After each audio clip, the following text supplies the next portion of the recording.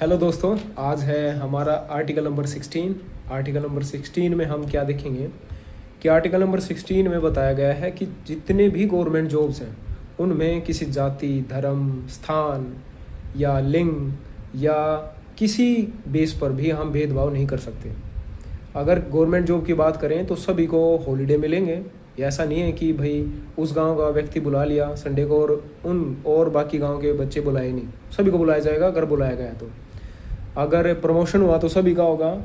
अगर हम कहें भाई पेंशन बनी वो, और भर्ती में कोई भी ऐसा भेदभाव नहीं होगा जो लिंग के आधार पर या रंग के आधार पर या क्षेत्र के आधार पर या धर्म के आधार या जाति के आधार पर हो। अब इसका 16, इसके कुछ सब पार्ट हैं। सबसे पहले है 16(2) यानी दो यानी गवर्नमेंट जॉब दो। गवर्नमेंट जॉब में भेदभाव नहीं होगा इन आधार पर। फिर आता है 16 का 3 पार्ट। 16 का 3 पार्ट, इसको याद रखिए। जैसे पहले 3 चीज़ें हमारी कंपलसरी होती थी, मतलब सभी को नीड होती थी इनकी, रोटी, कपड़ा और मकान। तो मकान से याद कीजिए, यानी निवास स्थान के आधार पर आपके साथ भेदभाव नहीं हो सकता। यानी ये नहीं कह सकते कि आप उस क्षेत्र से हैं इसलिए आप अप्लाई नहीं कर सकते।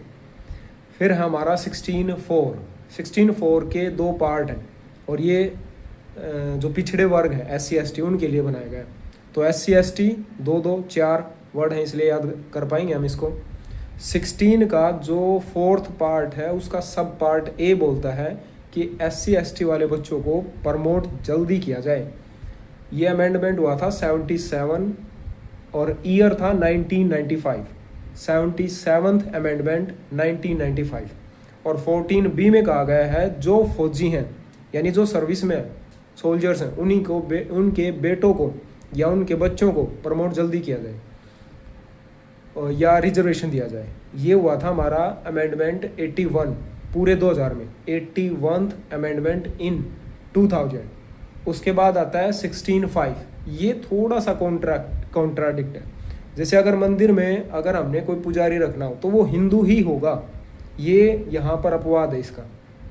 चर्च में वो एक ईसाई ही होगा, ठीक है, मस्जिद में एक मुस्लिम ही होगा।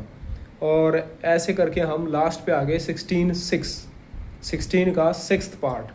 उसमें बताया गया है जैसा 15th का 6 पार्ट था। EWS वालों को 10% आरक्षण यहाँ भी मिलेगा।